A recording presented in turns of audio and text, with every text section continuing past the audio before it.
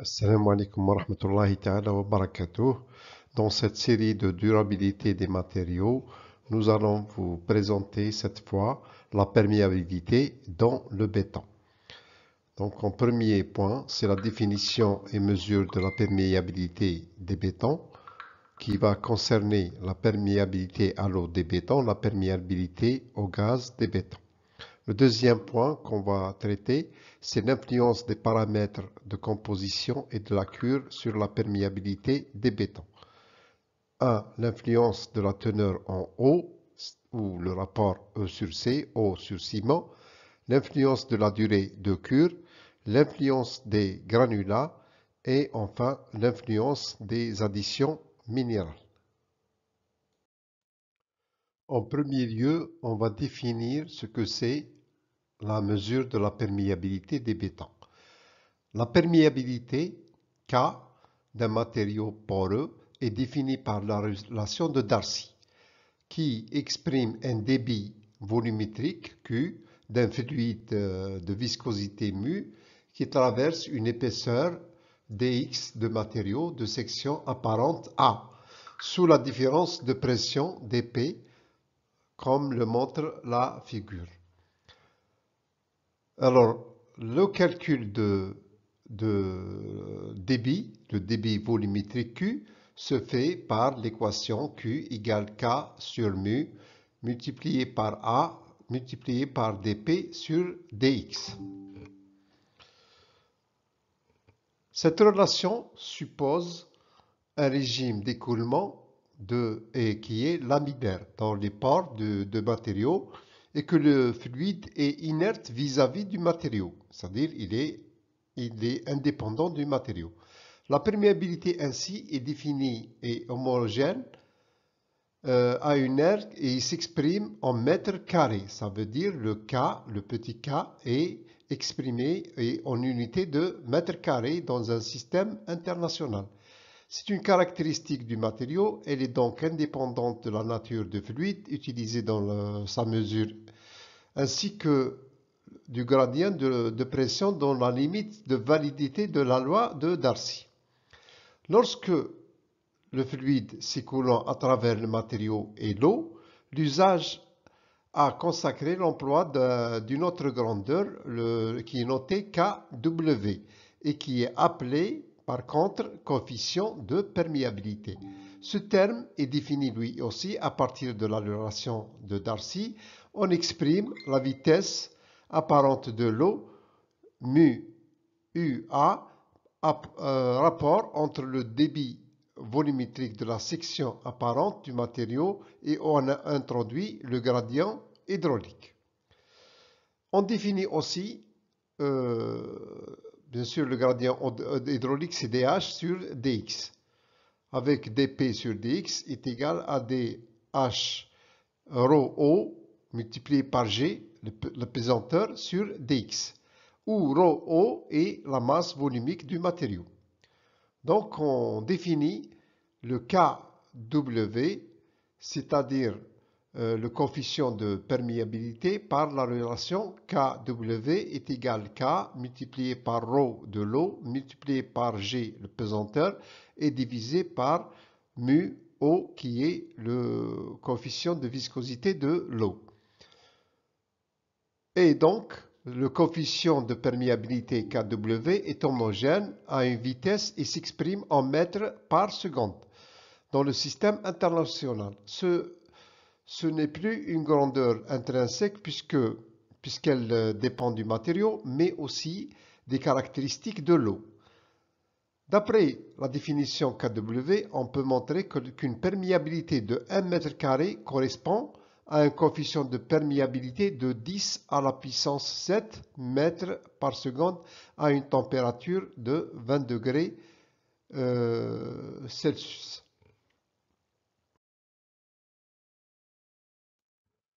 La perméabilité au gaz des bétons.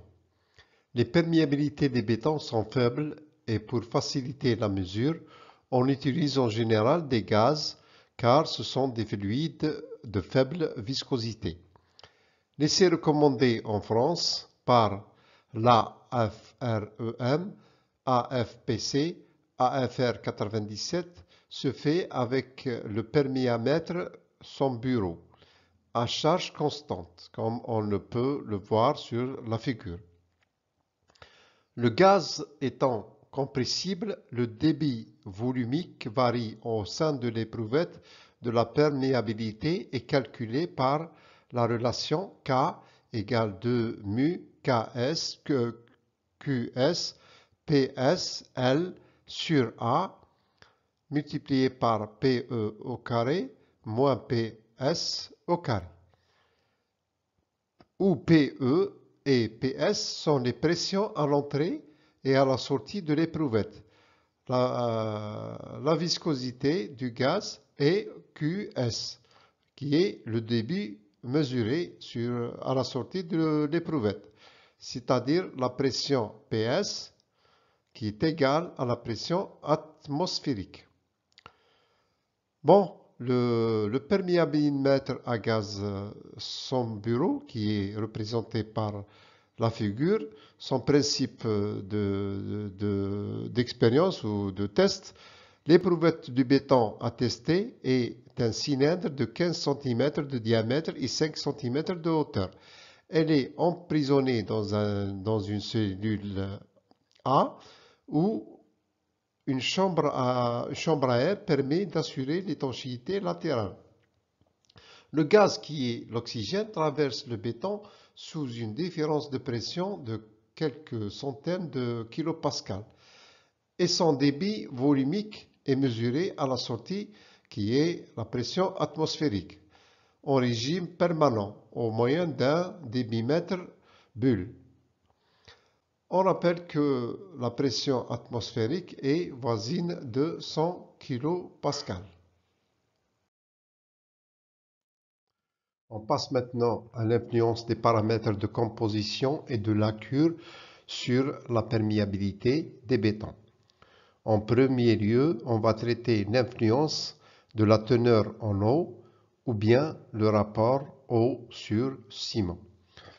Comme le montre la figure sur la variation de la perméabilité d'une pâte de ciment avec le rapport E sur C, les données sont obtenues à partir des pâtes complètement hydratées, ou bien tout au moins hydratées au maximum lorsque le rapport E sur C est trop petit pour permettre une hydratation complète. Donc les capillaires, c'est-à-dire les connexions capillaires, sont toujours interconnectés pour des rapports E sur C supérieurs à 0,7. Donc là, on peut le voir sur la figure, c'est-à-dire que à partir de la valeur de 0,7, on voit bien que le coefficient de perméabilité est très très grand. La perméabilité donc augmente très vite en fonction de la quantité d'eau de gâchage. Donc elle est presque nulle sur la figure à partir d'un E sur C égale à 0,2, 0,3 jusqu'à 0,4. Elle est très très faible et à partir de la valeur de E sur C qui dépasse les 0,4 vers les 0,5 et 0,6, on trouve que cette valeur augmente rapidement. Et puis à 0,7, elle est maximale.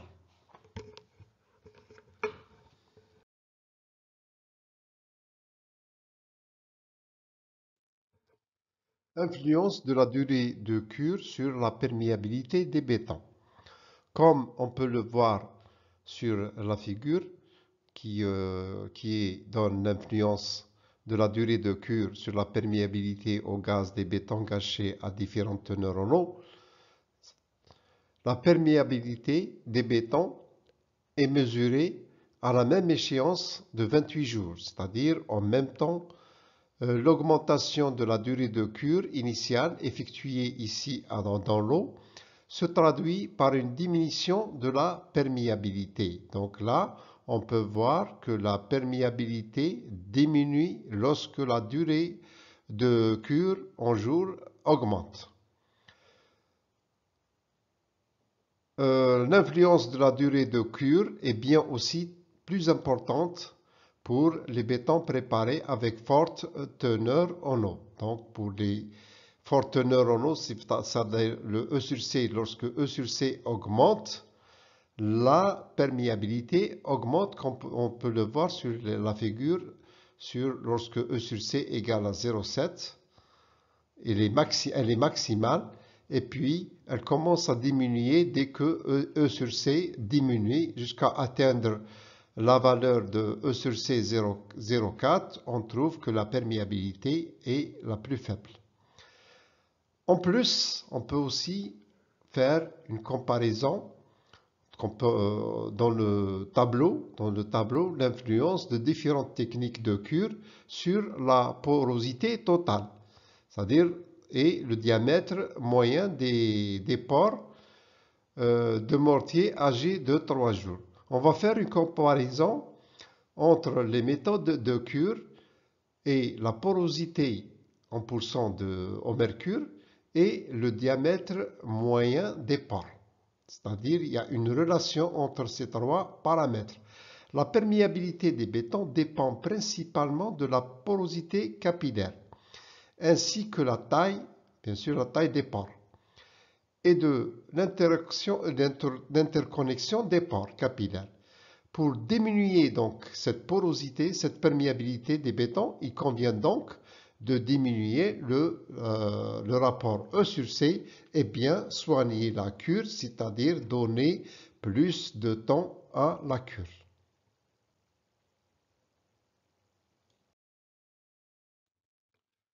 Influence des granulats sur la perméabilité des bétons.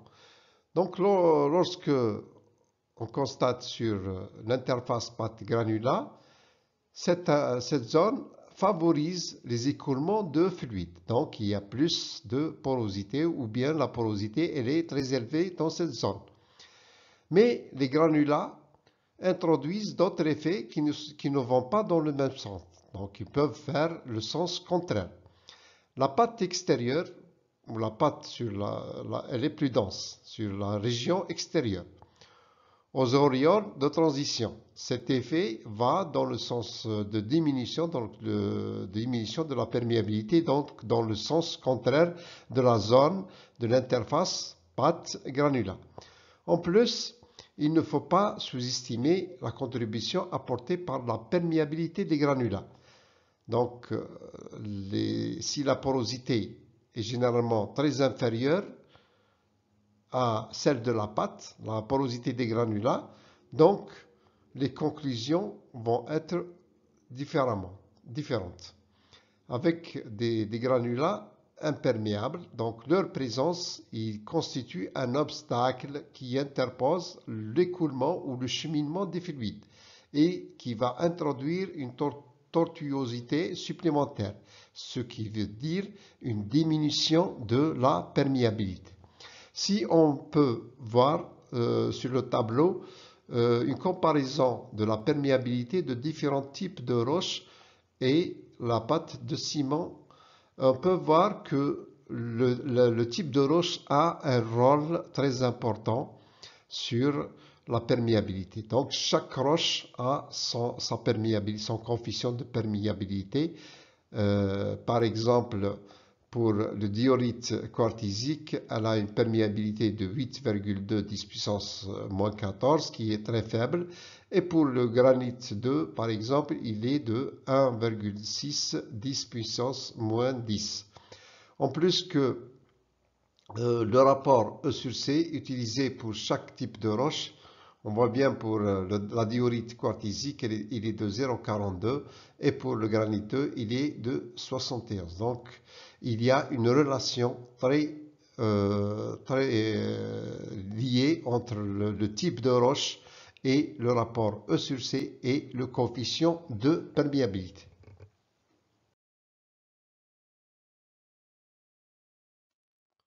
En dernier point, on va traiter l'influence des additions minérales sur la perméabilité des bétons.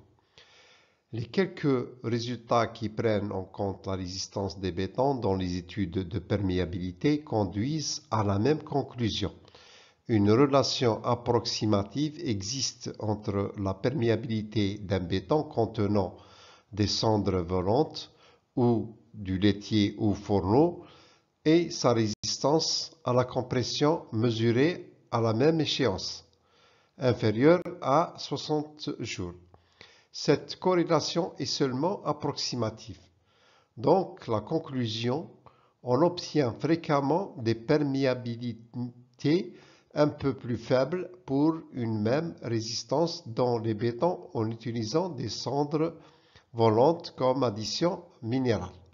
Ce qui veut dire que lorsqu'on utilise des additions minérales, on a moins de perméabilité. Donc sur le tableau, on peut faire une comparaison des porosités de deux bétons préparés avec le même dosage en ions équivalents. On peut voir pour un béton de référence et un béton avec addition de cendres volantes. Ce qui fait pour le premier le même E sur T équivalente 0,58 pour le premier et 0,58 pour le deuxième. La résistance, elle est presque la même, 52 pour le deuxième, 7. Et la porosité à l'eau, elle est identique, 14,2 à 14,2. On voit la différence que pour le béton de référence sans addition minérale, la perméabilité, elle est de 6,5 10 puissance moins 17 mètres carrés par rapport au deuxième béton avec addition aux cendres volantes qui est de 3,1 10 puissance moins 17 mètres carrés. Ce qui fait l'addition des cendres volantes va vers la diminution de la perméabilité du béton. Merci de votre attention et à la prochaine fois, Inch'Allah.